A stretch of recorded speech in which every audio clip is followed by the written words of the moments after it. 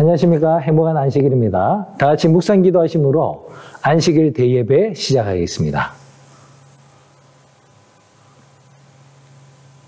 다 같이 첫 찬미 19장 전능왕 오셔서 19장 찬미하시겠습니다. 찬미 후에 노충관 장로님께서 시작하는 기도 인도해 주시겠습니다.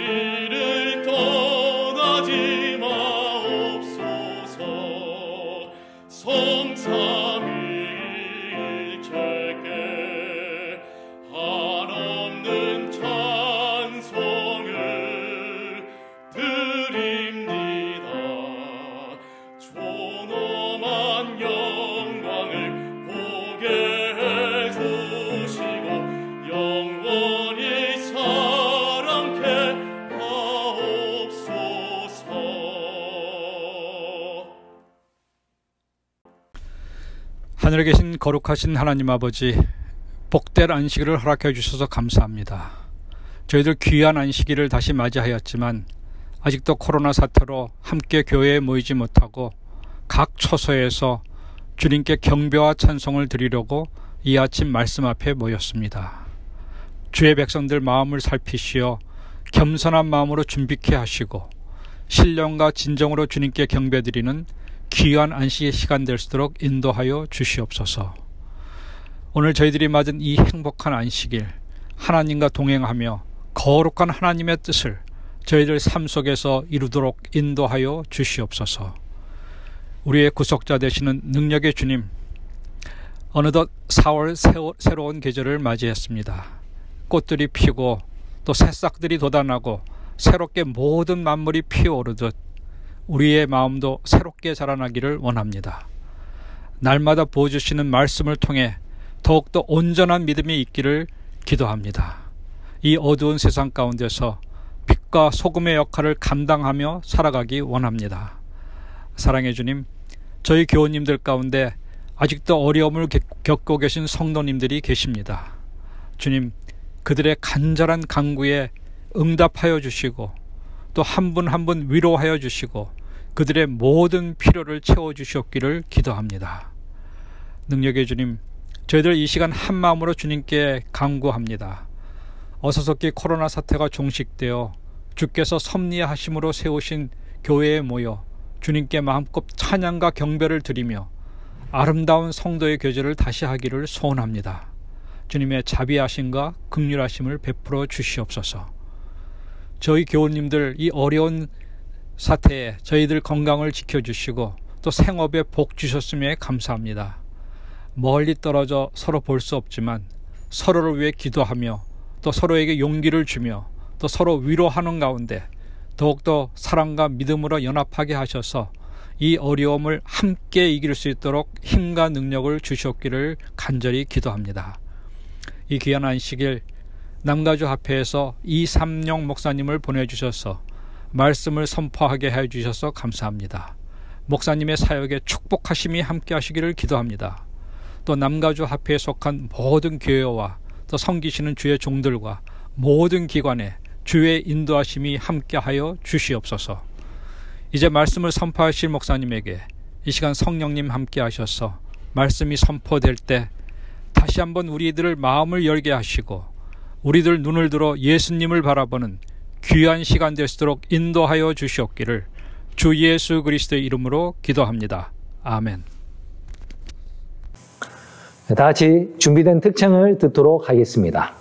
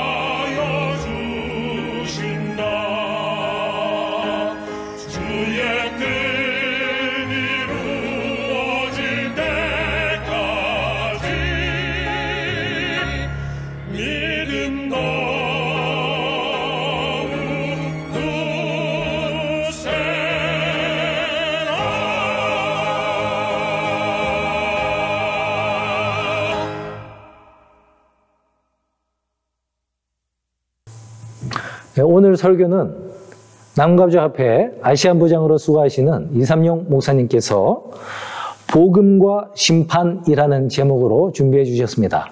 말씀의 은혜 많이 받으시길 바라겠습니다. 이제 목사님의 말씀 듣겠습니다.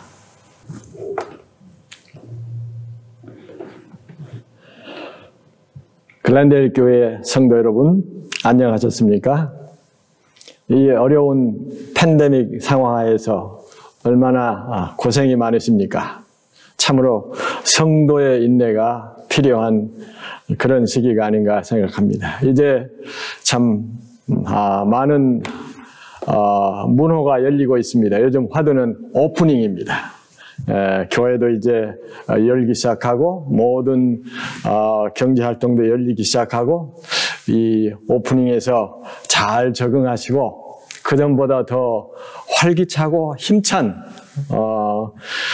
신앙생활을 하게 되시기를 바랍니다. 저는 글랜데일 교회가 미주 이민교회 역사상 가장 성공한 교회 사례가 아닌가 그렇게 확신합니다. 교회 여러분들의 헌신과 봉사와 충성과 사랑의 결과가 아닌가 그렇게 마음속에 확신합니다. 글랜데일 교회를 인해서 참으로 하나님께 영광을 돌리고 하나님께 감사와 찬송을 드리고 싶습니다. 이렇게 만나뵈서 참으로 반갑습니다. 오늘 준비한 말씀 복음과 심판에 대해서 말씀을 준비했습니다. 특별히 요즘 많이 회자되고 있는 이 조사 심판 문제와 또 우리의 구원의 확신의 관련성에 대해서 말씀을 드리고자 합니다. 성경에 큰 주제들이 있는데 창세기부터 계시록까지 아주 중요한 주제가 쭉 그리고 있는데 그것은 하나는 심판입니다. 일관성 있게 구약과 신약이 심판의 중요성을 이야기하고 있습니다. 또 우리가 잘 아는 복음도 창세기에서 계시록까지 쫙 일관되게 이야기를 해주고 있습니다. 심판과 복음의 이 교리는 그렇게 중요합니다. 심판은 바른 복음을 지지하고 보호해주는 역할을 해줍니다. 심판이 없으면 복음이 없습니다. 또 복음이 없으면 심판이 아무 의미가 없는 것이죠. 심판과 복음은 이렇게 뗄래야 뗄 수 없는 관계를 가지고 있습니다. 특별히 조사 심판에 관련해서 재림교회 안에서도 서로 다른 견해들을 가지고 있습니다. 우리 이해를 돕기 위해서 세 가지 견해를 요약해보고자 합니다. 첫 번째, 완전주의적, 율법주의적 견해를 가진 사람들이 있습니다. 이 부류에 속한 사람들은 하나님의 은혜와 믿음을 통해서 예수님의 품성과 같은 온전한 품성을 이루어서 흠과 점이 없는 생애로 하나님의 율법을 온전히 지킬 때 우리는 구원의 확신을 얻을 수 있고 또 그 품성이 완전해야 조사 심판을 통과할 수 있다고 믿는 부류의 사람들입니다. 이런 분들은 대체로 구원의 확신이 없고 대부분이 큰 스트레스와 부담 속에서 율법 순종을 위해서 의무적이고 고된 신앙생활을 해나가는 경향이 있습니다. 우리 중에 상당수가 이런 조사 심판의 견해를 가지고 사는 사람들이 있습니다. 또 다른 부류는 정반대에 속하는데요. 불완전주의적이고 율법 폐지론적 견해를 가지고 있는 사람들이 있어요. 예수 믿으면 모든 죄를 용서받고 하나님의 은혜로 구원받는다. 품성은 언제나 불완전한 것이고 율법 준수 여부나 품성과 상관없이 우리는 믿음으로 조사 심판을 통과한다. 신자의 품성과 행위는 상벌의 차이를 정하는 역할을 할 뿐이다. 많은 개신교인들이 가지고 있는 견해와 비슷한 견해를 가진 재림교인들이 있습니다. 이런 분들은 구원의 확신이 있다고 말하고 즐겁게 신앙생활을 하고 있는 것처럼 보일 수 있지만 품성과 행위가 따르지 않기 때문에 주위 사람들에게 좀 꼴불견으로 비춰질 수 있는 경향이 있습니다. 세 번째로 이 두 견해와 비교해서 저는 성서적인 성경의 견해라고 말씀드리고 싶은데요. 제가 오늘 여기에 포커스를 하려고 하는데, 예수 믿고 구원받은 사람은 품성이 변화되고 율법을 순종하는 생애를 살게 된다. 예수님과 같이 완전하지는 못할지라도 반드시 품성의 열매를 맺게 됩니다. 그 품성과 행위의 열매는 은혜를 믿고 구원받는 증거가 되어서 예수님의 십자가 공로로 마침내 조사 심판을 통과하여 구원을 얻게 됩니다. 품성은 증거, 우리가 믿음의 증거가 된다는 말씀이죠. 이렇게 믿는 분들은 구원의 확신이 있고 예수님과의 관계에서 오는 기쁨과 겸손이 신앙생의 특징이 됩니다. 겸손하고 당당한, 복음 때문에 당당하고 심판 때문에 겸손한 그런 그리스도인의 삶을 살게 되죠. 이 복음과 심판에 관련해서, 특별히 조사 심판과 관련해서 예수님의 비유 가운데 가장 잘 일러스트레이션 해주는 말씀이 있는데, 마태복음 18장 23절에서 34절에 나오는 말씀입니다. 우리의 기억을 새롭게 하기 위해서 잘 아는 말씀이지만 한번 다 같이 읽어보겠습니다. 그러므로 천국은 그 종들과 결산하려 하던 어떤 임금과 같으니 결산할 때 10,000달란트 빚진 자 하나를 데려오매 갚을 것이 없는지라 주인이 명하여 그 몸과 아내와 자식들과 모든 소유를 다 팔아 갚게 하라 하니 그 종이 엎드려 절하며 이르되 내게 참으소서 다 갚으리이다 하거늘 그 종의 주인이 불쌍히 여겨 놓아보내며 그 빚을 탕감하여 주었더니 그 종이 나가서 자기에게 100데나리온 빚진 동료 한 사람을 만나 붙들어 목을 잡고 이르되 빚을 갚으라 하매 그 동료가 엎드려 간구하여 이르되 나에게 참아주소서 갚으리이다 하되 허락하지 아니하고 이에 가서 그가 빚을 갚도록 옥에 가두거늘 그 동료들이 그것을 보고 몹시 딱하게 여겨 주인에게 가서 그 일을 다 알리니 이에 주인이 그를 불러다가 말하되 악한 종아 네가 빌기에 내가 네 빚을 전부 탕감하여 주었거늘 내가 너를 불쌍히 여김과 같이 너도 내 동료를 불쌍히 여김이 마땅하지 아니하냐 하고 주인이 노하여 그 빚을 다 갚도록 그를 옥졸들에게 넘기니라. 네, 이 종이 주인에게 받은 용서, 이것은 구원입니다.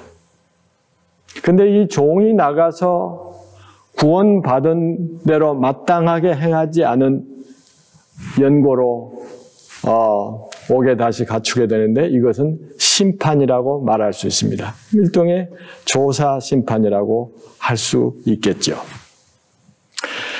이 전체를 조망하여 보면은 10,000달란트 빚진 자가 주인에게 받은 용서는 입혀주신 의, 예수님께서 거저 우리에게 베푸신 구원의 자비, 용서라고 말할 수 있고요. 이 용서받은 종이 나가서 100데나리온 빚진 자를 용서하지 않고 갚으라고 하는 행위는 아마 이 신자들의 행위, 품성, 일종의 나누어 주신 의라고 할 수 있을 것입니다.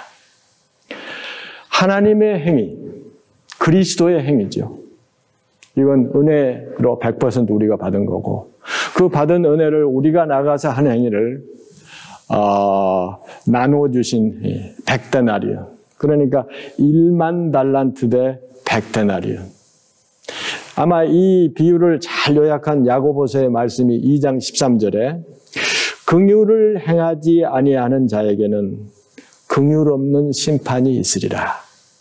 긍휼은 심판을 이기고 자랑하느니라. 오늘 말씀의 요약이 되겠습니다.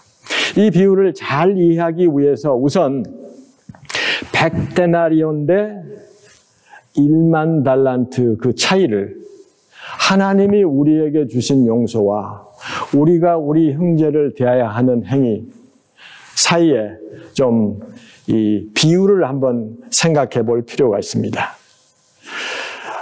1달란트는 6,000데나리온입니다.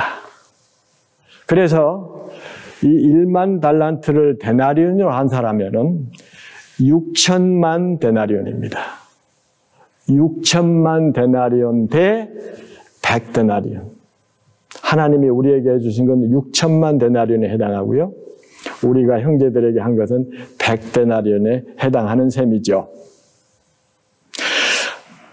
이것을 현실적으로 돈으로 환산하면 하루 품삯을 100불로 계산하면요. 우리가 하나님께 받은 용서는 60억 불에 해당합니다. 그리고 100데나리온은 100불로 따지면은 10,000불이 되겠죠. 그래서 우리가 받은 용서를 60억 불짜리 용서를 받았다. 우리가 형제들에게 하는 것은 1만 불짜리다. 그렇게 말을 할 수 있습니다. 이것을 날짜로 계산하면 이렇습니다. 하루 품삯이 한 데나리온이기 때문에 100데나리온은 100일이죠. 1만 달란트를 날짜로 환산하면 16만 4,384년입니다.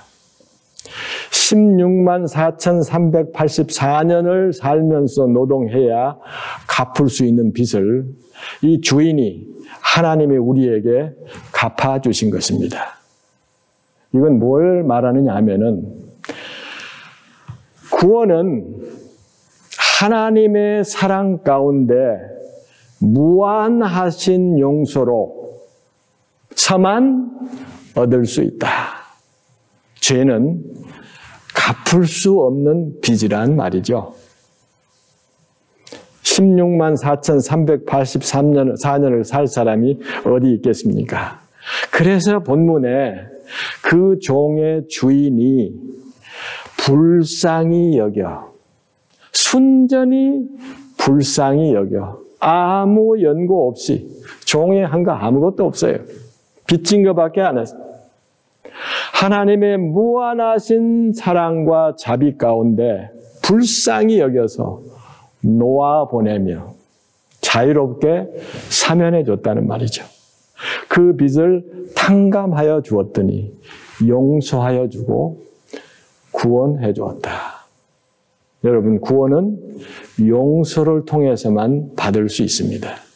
우리의 한 노력과 상관이 없습니다. 이 이야기가 우리에게 들려주는 것은 분명합니다. 구원은 전적으로 하나님의 은혜를 믿음으로 용서받아서 얻는 것이다. 하나님의 용서를 믿음으로 구원을 경험한 사람은 마땅히 동기와 행위가 변화된다. 근데 여기 나온 종은 동기와 행위가 변화 안 됐다는 지금 말을 하고 있죠. 마땅히 변화돼야 되는데 안 됐어요. 그래서 다시 옥에 갇히죠. 그러나 우리 모두가 알아야 될 것은 그 변화된 행위가 하나님의 용서에 공로를 준 것은 아니라는 사실입니다. 이 종이 나가서 어떻게 하는 거고 상관없이 먼저 하나님은 100% 용서해 줬다는 것입니다. 우리 모두가 알아야 될 것은 왜 그러면 이 용서받은 종이 마땅한 결과를 맺지 못했을까? 이 성경 말씀은 마땅히 그런다고 했는데 우리가 염려할 필요가 없도록 마땅히 된다고 했는데 왜 못했을까? 이 중요한 질문에 대한 답을 얻어야 합니다. 여기 이 동가는 하나님의 용서를 받아들이지 않았습니다. 그래서 구원받은 경험이 없습니다. 주인은 탕감해 줬는데 탕감을 받지 않았다는 말이에요. 이 본문의 말씀에 그 증거가 있어요. 그 종이 엎드려 절하며 가로되 내게 참으소서 다 갚으리이다. 탕감을 해 주었는데 이 종의 생각은 내가 저거 다 갚아야지. 갚을 빚으로 생각하고 있는 거예요. 안 받았어요. 받았다면 말씀처럼 내가 너를 불쌍히 여김과 같이 너도 내 동관을 불쌍히 여김이 마땅치 아니하나 받았다면 마땅히 용서해 줄 수밖에 없는 그런 삶을 살 수밖에 없는데 안 받은 거예요. 안 받은 거예요. 은혜는 이 우주에서 가장 활동적인 원리입니다. 받기만 하면 작용하지 않을 수 없는 원리. 그것이 은혜입니다. 은혜에 견주어서 또 활동적인 원리가 생명력의 원리인데 우리는 매일 매순간 체험하죠. 이 세상에 살면서 나무가 자라나는 것, 잡초가 자라나는 것, 모든 생명 있는 것이 정말 끈질기게 막을 수 없는 어떤 자연의 원리, 이 엄청난 원리, 이 능력이죠. 근데 은혜는 이 생명력의 원리가 자연의 원리라고 하면은 은혜의 원리는 초자연적인 원리란 말이에요. 은혜를 받은 자는 감사와 기쁨과 충성과 사랑으로 반응할 수밖에 없다는 사실입니다. 은혜를 받은 자의 특징이 은혜를 받으면 반드시 그 열매가 맺힌다는 사실이죠. 그래서 우리 모두에게 질문해야 될 가장 중요한 문제는 나는 하나님의 용서를 받은 적이 있는가? 하나님이 이처럼 사랑하시는 그 사랑을 나는 받아보았는가? 받고 있는가? 60억 불을 받으셨습니까? 여러분들의 포켓의 은행 잔고에 믿음으로 60억 불을 가지고 계십니까? 16만 4,384년을 살 수 있는 은혜를 받아본 적이 있으십니까? 개인적으로 말입니다. 이것이 중요합니다. 지금 60억 불이 내 것인가? 이 경험이 가장 중요합니다. 그게 분명하면 그 다음 것은 염려하지 않아도. 그러므로 우리의 현재 상태를 저는 질문해 봅니다. 예수님이 십자가의 보혈 공로로 거저준 용서와 구원을 정말 받아본 경험이 있는가? 지금 현재 60억 불을 가지고 있는 것이 확실하다면 만불은 아무것도 아닙니다. 그러나 60억 불을 받은 적이 없다면, 그거 가지고 있지 않다면 만불은 작은 돈이 아니죠. 큰 돈이죠. 그 형제를 그렇게 용서해주고 사랑해줄 수가 없는 거죠. 더 큰 사랑이 없으면 이건 불가능한 것입니다. 평생 만져볼 수도 없는 엄청난 돈을 현재 내 주머니에 믿음으로 가지고 행사하고 있는가? 이 질문에 대한 대답입니다. 60억 불짜리 용서를 믿음으로 받은 사람은 1만 불짜리 용서를 못할 사람이 없는 것입니다. 용서받은 적이 없고 영생 구원이 확실하지 않으니까 용서할 수 없는 원수가 그대로 있는 것입니다. 사람은 꼭 받은 대로 갚아주게 되어 있기 때문이죠. 용서받고 구원받은 적이 없으니까 꼴보기 싫은 사람이 그대로 꼴보기 싫은 채로 남아있는 것입니다. 영생 구원이 확실하지 않으니까 오른밤을 맞으면 왼밤을 돌려댈 수가 없는 것입니다. 요한 1서 4장 19절에 우리가 사랑함은 그가 먼저 우리를 사랑하셨습니다. 아무 연고 없이 하나님이 우리를 사랑하셔서 자비하심으로 용서해 주셨어요. 아무 연고 없이 우리를 이때 세상에 창조하신 것처럼 그렇게 하셨어요. 그것을 알고 받아들이는 사람은 사랑할 수밖에 없다. 그것이 우주의 원리다. 생명의 원리다. 그런 말씀입니다.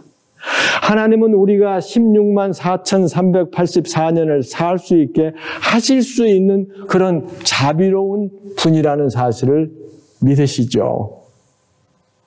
하나님은 우리에게 거저 60억 불 주실 수 있는 분이시죠? 그렇죠? 얼마든지. 우리를 구원하시는 자비로운 사랑의 하나님에 대한 믿음. 여러분, 사람은 있는 자만 줄 수 있습니다. 구원을 받은 사람만이 너그러울 수 있는 것입니다. 구원을 받은 사람만이 용서할 수 있습니다. 구원을 받은 사람만이 친절할 수 있습니다. 우리가 하는 대부분의 친절은요, 친절이 아니에요. 그냥 무엇인가 내가 바라기 때문에 하는 친절이에요. 나를 좋은 사람으로 봐달라고, 또 상대방에게 뭘 좀 요구하는 것이 있을 때 어떤 동기가 깔려 있을 가능성이 아주 많아요. 그러나 전혀 바라는 것 없이 순수하게 그 사람을 위해서 베푸는 친절, 이것은 용서받은 자만 할 수 있는 행위입니다.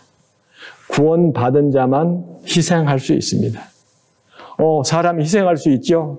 그러나 그 희생이 어떤 대가를 바라고 하는 희생일 경우가 많습니다. 사람이 알아주기를 바란다든지 어떤 박수갈채를 받고 싶다든지. 그러나 진정한 희생은 순수한 동기에서 구원받은 자만 할 수 있습니다. 구원받은 자는 산상보온이 말하는 복된 사람이 될 수 있습니다. 구원받은 사람은 사람에게 보이려고 그들 앞에서 의를 행치 않습니다. 왜냐고요? 그럴 필요가 없습니다. 구원받은 자는 구제할 때 사람에게 영광을 얻으려고 나발불지 않습니다. 사람에게 인정받을 필요가 없기 때문이죠. 이미 하나님께 인정받고 있기 때문입니다.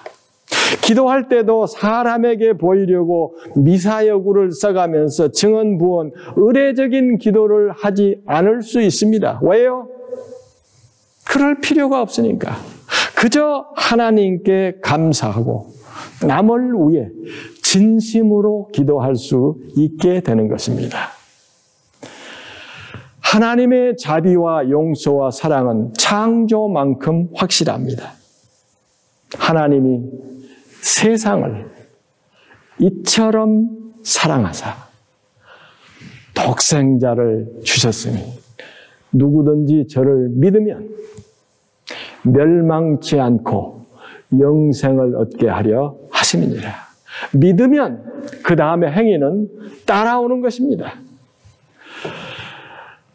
요한복음 11장 25절에도 예수께서 가라사대 나는 부활이요 생명이니 나를 믿는 자는 죽어도 살겠고 무릇 살아서 나를 믿는 자는 영원히 죽지 아니하리니 이것을 내가 믿느냐. 살아서 예수님 믿으면 안 죽는 사실 여러분 아십니까? 왜 안 죽어요? 다 죽던데. 아니요. 살아서 예수님 믿는 자는 죽지 않습니다. 자는 것이죠. 예수님 오실 때 다시 깨어나는 잠이죠. 이 용서 구원을 예수님이 십자가에 달려 돌아가실 때 이 기도로 표현하셨습니다.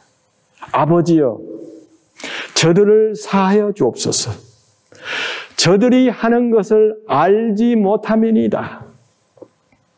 이 기도의 말씀을 엘렌 화이트는 이렇게 설명을 했습니다. 시대의 소망 3권 745페이지에 그리스도께서 원수를 위하여 들으신 그 기도는 온 세계를 포함한다. 그것은 이 세상이 시작한 때로부터 끝날 때까지 이 땅에 살았거나 앞으로 살게 될 모든 죄인을 다 포함한다.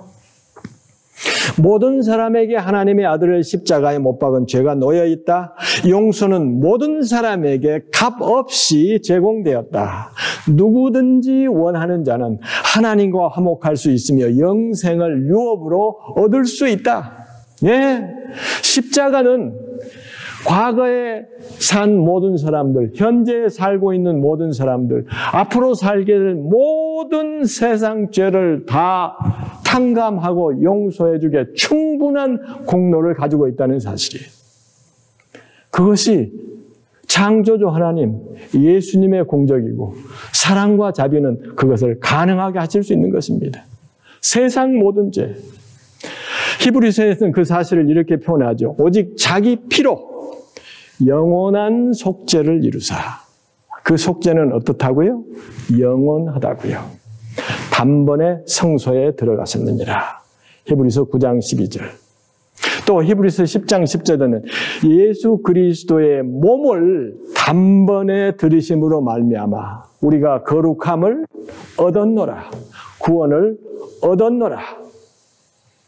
요한복음 1장 29절에는 보라, 세상 죄를 지고 가는 하나님의 어린 양이로다. 공간적인 모든 세상 죄, 아프리카, 아메리카, 아시아, 인도 할 것 없이 모든 세상 죄, 과거, 현재, 미래 세상에 속한 모든 죄는 예수님의 십자가로 용서됐다는 사실이에요. 받아들이기만 하면, 받아들인 사람은 반드시 변화되는 열매를 맺을 수밖에 없는 것이 은혜의 원리입니다. 생명의 원리입니다. 영생의 원리인 것입니다. 문제는 받아들이지 않았기 때문에 변화도 안 되고 그런 거죠. 재림도 마찬가지입니다. 재림 준비도 한 가지 길밖에 없어요. 화이트 부인이 시대의 소망 3권 146페이지에서 이렇게 얘기합니다. 우리가 즐거움으로 그리스도의 재림을 바라볼 수 있는 것은 우리 모두가 재림 성도로서 즐거움으로 가슴 설레며 예수님 바라보기 원하시죠? 그 길은 한 가지 길밖에 없어요. 오직 only 그의 죽으심 때문이다. 예수의 희생은 우리의 희망의 중심이다. 이 위에 우리는 우리의 신앙을 고착시켜야 한다. 이 길밖에 없습니다. 예수님을 바라보는 것입니다. 십자가를 바라보는 것입니다. 나를 바라보는 순간, 형제를 바라보는 순간 이 믿음은 사라집니다. 예수님의 재림을 바라볼 수 있는 길은 오직 그의 죽으심 위에 우리의 신앙을 고착하고 사는 것입니다. 용서받은 사람은 가만히 있을 수 없습니다. 구원받은 사람은 가만히 있을 수 없습니다. 반드시 활동적인 작용이 있을 수밖에 없습니다. 제가 한 여인에게서 사랑받고 있음을 처음 느꼈을 때, 지금 우리 집사람이 됐습니다만 그 순간을 저는 잊어버릴 수 없어요. 난생 처음으로 이런 참 가슴 설레는 사랑을 받으면서 그 기억을 평생 잊어버리지 않아요. 그때 나는 처음으로 내가 괜찮은 사람이구나 하는 생각을 하게 됐어요. 그전에는 왜 그런 생각을 못하고 살았는지 모르겠어요. 그 사랑을 받아보니까 어떤 내 개인이 사람으로 느껴지고 어떤 가치 있는 존재로 느껴지고 나도 소중한 사람이구나 하는 느낌을 갖게 됐던 거, 그 깨달음이 있었던 거 잊어버리지 않아요. 세상 말로 하면은 어떤 자신감이 생겼어요. 다른 사람에게도 괜히 너그럽고 친절하고 싶은 마음이 생겼던 것을 잊어버리지 않습니다. 제가 예수님을 믿고 구원받은 경험을 한 것은 정말로 한 것은 이 교회에 들어와서 꽤 여러 해 지나고 나서입니다. 그때 그 순간을 저는 잊어버릴 수가 없어요. 하나님의 용서, 하나님의 은혜, 영원한 구원. 나는 그 순간 처음으로 우주적인 평안이 무엇인가를 알게 됐어요. 성경에는 그렇게 표현했대요. 세상이 줄 수 없는 평안, 세상이 막을 수 없는 평안. 이거면 됐다. 그때 나는 처음으로 자유를 느꼈습니다. 내가 이렇게 자유로울 수가. 뭐든지 할 것 같고 하고 싶은 자유가 처음으로 느껴졌어요. 말로 할 수 없는 어떤 기쁨이 나를 압도했습니다. 처음으로, 난생 처음으로 죽음이 두렵지 않게 느껴졌어요. 참 이상한 일이죠.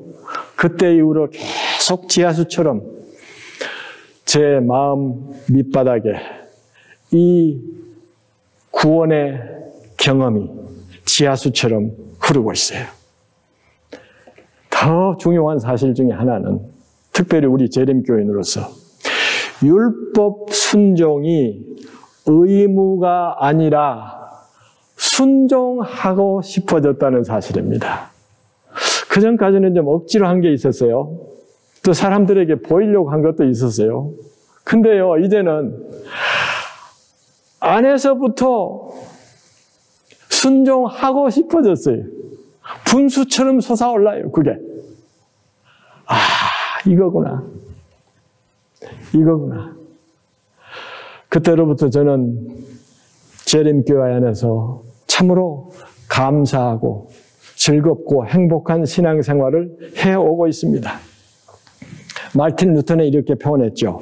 예수님을 보면 구원받지 못할 사람이 누가 있을까 하는 생각이 들고, 사람을 보면 구원받을 사람이 과연 누가 있을까 하는 생각이 든다.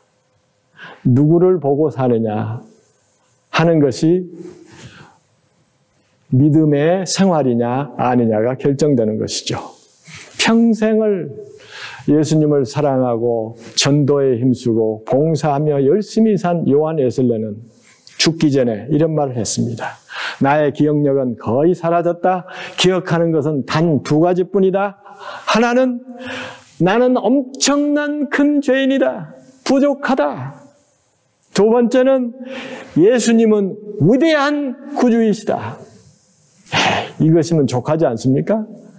우리가 기쁨과 자유와 즐거움으로 살 수 있는 넉넉한 조건 아닙니까? 미네슈기라는 시인이 이런 시를 썼습니다. 하나님의 사랑으로 사랑합니다. 이 시를 참 좋아해요. 내가 나의 사랑으로 나를 사랑했을 때 참 많이 노력해야 했습니다. 더 나은 내가 되기 위해서. 내가 나의 사랑으로 남편을 사랑했을 때 참 많이 울어야 했습니다. 남편을 나의 사람으로 만들기 위해서. 내가 나의 사랑으로 아이들을 사랑했을 때 참 많이 화를 내야 했습니다. 아이들을 잘 키워야 한다는 욕심 때문에. 내가 나의 사랑으로 이웃을 사랑했을 때 참 많이 참아야 했습니다. 그들을 사랑해야 한다는 윤리 때문에. 이제는 하나님의 사랑으로 사랑합니다. 더 큰 사랑으로 사랑을 하니 사랑하는 일이 쉬워졌습니다. 사랑하는 일이 기쁨이 됩니다. 사랑하는 일이 감사가 됩니다. 이 예수님의 마태복음 18장의 비유는 마땅한 결과를 가져올 수밖에 없다고 예수님이 우리에게 말씀하고 싶으셨던 것 같아요. 그래서 우리의 주의를 끌기 위해서 마땅한 결과를 맺어야 되는데 왜 이상하게 이런 마땅치 않은 결과가 맺어졌을까? 우리의 주의를 끌어서 마땅한 결과는 이거다 하고 아마 역설적으로, 웅변적으로 우리들에게 말해주는 그 예수님의 마음을 제가 이렇게 성경 본문을 27절부터 바꿔서 예수님의 마음을 이해하고자 합니다.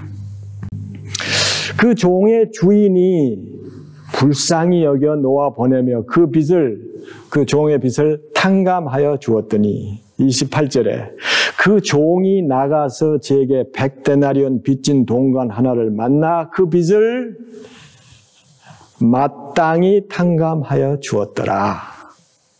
이렇게 기록되었어야 할 말이죠. 그 동관들이 그것을 보고 주인에게 가서 그 일을 고하니 이에 주인이 저를 불러다가 말하되 잘하였도다 착하고 충성된 종아, 내가 너를 불쌍히 여겨 내 빚을 전부 탕감하여 준 것 같이 너도 마땅히 내 동관을 불쌍히 여겼구나. 내 주인의 기쁨에 참여하라.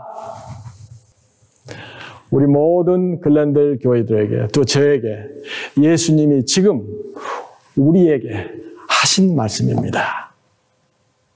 이 말씀이 복된 말씀이 되어서 앞으로의 여러분들의 생활이 가정에서, 교회에서, 사회에서, 이웃들과의 만나는 모든 공동체에서 하나님의 용서의 능력, 사랑의 능력, 예수님의 구원의 능력이 햇빛처럼 찬란하게 기쁨과 감사와 즐거움으로 반사되는 아름다운 생애를 살게 되시기를 예수님의 이름으로 축원합니다.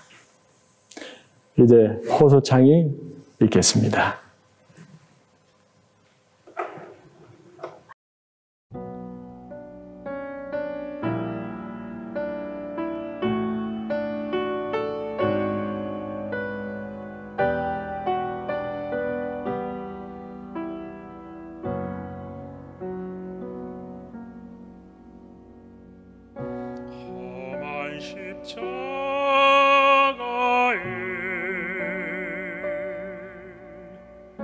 하나님 사랑이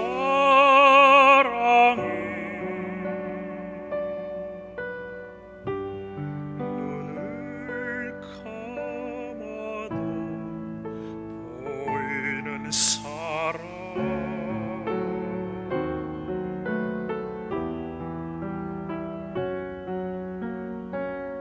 십자가 침묵에 사랑의 외침이 위를 막아도 들리는 사랑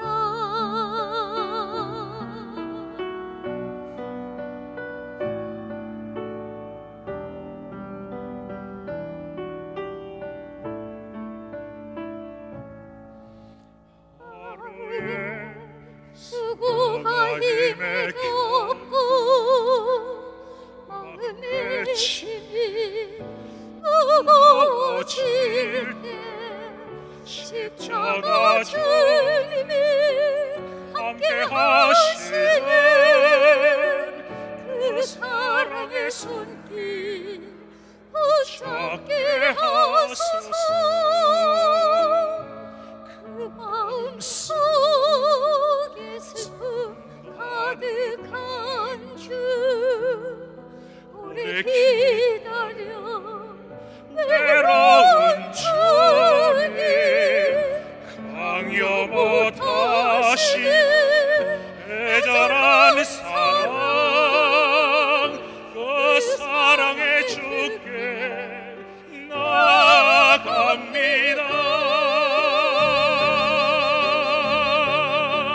자신 내어 주어 죽음을 택하신 그 십자가 고통의 사랑 내 주의 사랑 아픈 그 사랑 십자가 사랑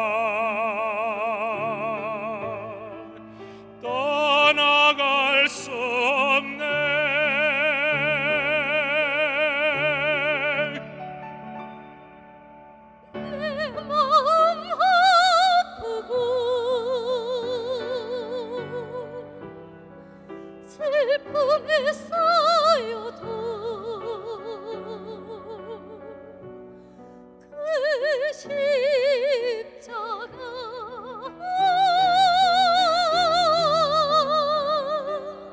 덮은 사랑 내 주의 사랑 아픈 그 사랑 십자가 사랑 떠나갈 수 없네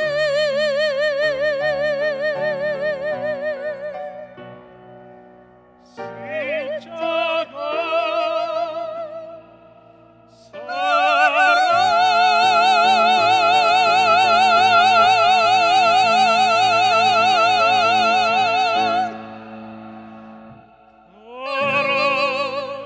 사랑하며 살리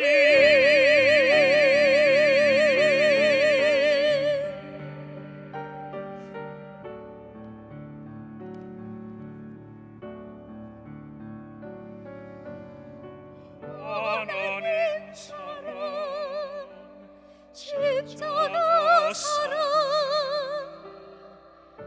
눈 감아도 보이는 사랑 하나님 사랑 십자가 사랑 귀 막아도 들리는 사랑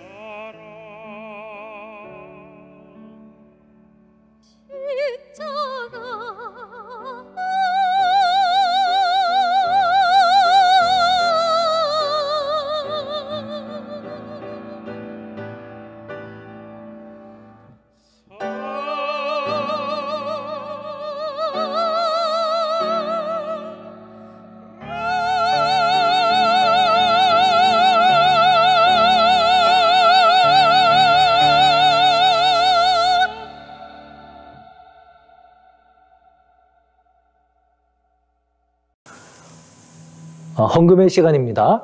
오늘의 헌금은 대청의 호프 채널, 복음을 전파하고 있는 호프 채널을 위하여 사용되겠습니다. 후원연금 부탁드립니다. 제가 헌금을 위하여 기도하겠습니다. 감사하신 아버지 하나님, 마지막 시대의 세천사의 기별을 많은 사람들은 방송사역이라고 말을 하였습니다. 지금 저희 교단에 오래전부터 이렇게 방송을 위하여 사역을 많이 하는 그런 분들이 많이 계신데, 특별히 저희들이 오늘 드린 이 헌금이 우리 호프 채널을 위하여 사용된다고 들었습니다. 주님께서 그 방송과 관련된 모든 사람들과 함께 하시고, 그 방송을 통하여 수많은 주의 백성들이 이 마지막 시대에 참으로 들어야 할 진리들을 제대로 듣고 또 주님께 많이 돌아가게 하는 귀한 사역의 기관으로 더욱더 발전되게 하나님이 사용하시고 인도하여 주시옵소서. 예수님 이름으로 기도합니다. 아멘. 이제 이성영 목사님께서 마치는 기도 드려주시겠습니다. 다 같이 머리 숙여 기도하겠습니다. 하늘에 계시는 우리 아버지 하나님, 우리를 이렇게 사랑하셨어요. 우리를 세상에 만드시고 죄 가운데서 구원하시고 은혜로 우리를 대해주시니 참으로 감사합니다. 찬송합니다. 오 주님, 우리가 받은 이 은혜를 예수님의 사랑의 힘으로 나무가 열매를 맺듯이 자연스럽게 겸손하게 반영하며 살 수 있는 하나님의 백성들 다 되게 하여 주시옵소서. 예수님의 이름으로 감사하옵고 축원하옵나이다. 아멘. 네, 이것으로 모든 안식일 예배를 마치도록 하겠습니다. 해가 맞기까지 주님 안에서 계속 평안하게 잘 지내시고 다음 주에 다시 여러분 찾아뵙겠습니다. 감사합니다.